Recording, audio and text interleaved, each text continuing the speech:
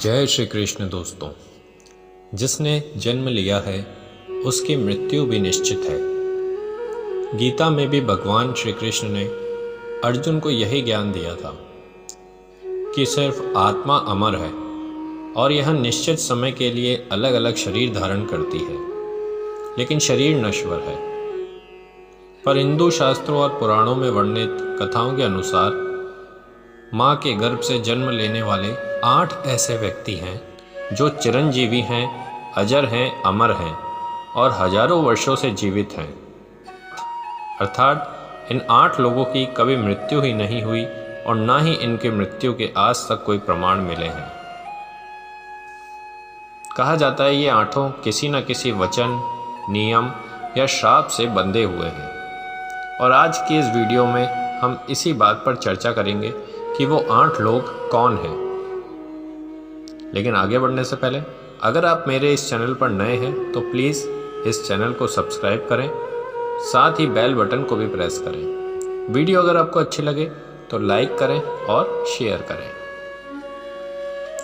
पहले श्री महाबली हनुमान जी अष्ट चिरंजीवियों में से एक हैं। श्री हनुमान जी जब ये लंका की अशोक वाटिका में श्री राम का संदेश लेकर माता सीता के पास पहुँचे थे, तब माता सीता ने प्रसन्न होकर इन्हें अजर और अमर होने का वरदान और आशीर्वाद दिया था।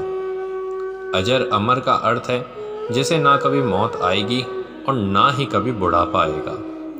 इस कारण भगवान हनुमान को हमेशा ही शक्ति का स्रोत माना गया है।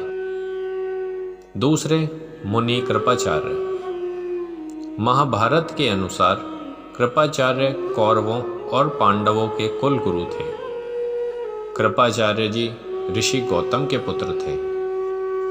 महाभारत के युद्ध में उनकी निष्पक्षता के लिए उन्हें आज भी जाना जाता है। और महाभारत के युद्ध के बाद कुछ बचे हुए लोगों में वो भी थे और कहा जाता है उसी के कारण वह अमर भी हुए। तीसरा है अश्वत्थामा। धर्म ग्रंथों में भगवान शंकर के अनेक अवतारों का वर्णन मिलता है, लेकिन उनमें से एक अवतार ऐसा भी है जो आज भी पृथ्वी पर अपनी मुक्ति के लिए भटक रहा है, और ये अवतार है गुरु द्रोणाचार्य के पुत्र अश्वत्थामा का। जी हाँ, आप अचंभे में आए होंगे कि अश्वत्थामा और भगवान शंकर का अवतार, तो इसे पूरा सुनिए।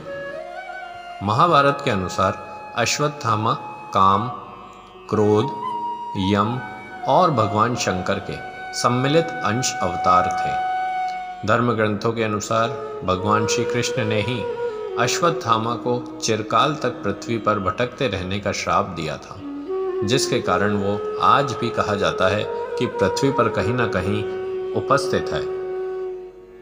ऋषि मार्कंडेय। भगवान शिव के परम भक्त हैं ऋषि मार्कंडेय। इन्होंने शिव जी को कठोर तप करके प्रसन्न किया था और महामृत्युंजय मंत्र की सिद्धि कर लेने के कारण ये चिरंजीवी बन गए। विभीषण। लंकापति रावण के छोटे भाई हैं विभीषण। वो श्री राम के अनन्य भक्त हैं। जब रावण ने विभीषण को लंका से निकाल दिया था, तब विभीषण श्री राम की सेवा में चले गए थे और रावण के अधर्म को मिटाने में धर्म का साथ दिया था, जिससे प्रसन्न हो श्री राम ने इन्हें अजर अमर लंकापति बना दिया था। राजा बलि। शास्त्रों के अनुसार राजा बलि भक्त प्रहलाद के वंशज हैं। बलि ने भगवान विष्णु के वामन अवतार को अपना सब कुछ दान कर दिया था। इसी कारण महादानी के रूप में उन्हें जाना जाता है। राजा बलि से श्री हरि अति प्रसन्न थे और इसी वजह से विष्णु भगवान ने राजा बलि को अजर और अमर बना दिया था। ऋषि वेद व्यास। वेद व्यास भी अष्ट चिरंजीवी हैं और इन्होंने चारों वेदों यानी ऋग्वेद, अथर्ववेद, सामवेद और यजुर्वेद का संपादन किया।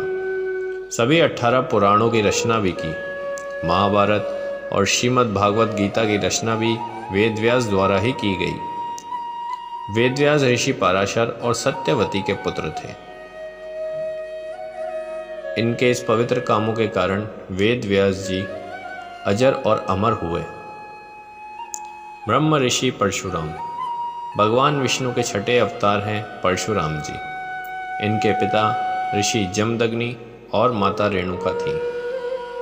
परशुराम जी का जन्म समय सतयुग और त्रेता के संधि काल में माना जाता है।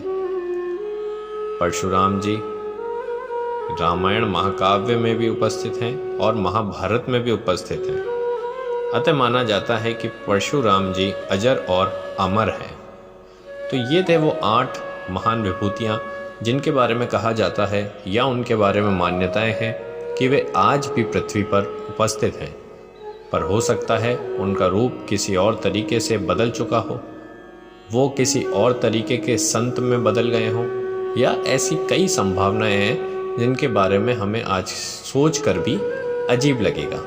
तो वीडियो को यहीं एंड करते हैं। श्री हरि विष्णु विष्णु।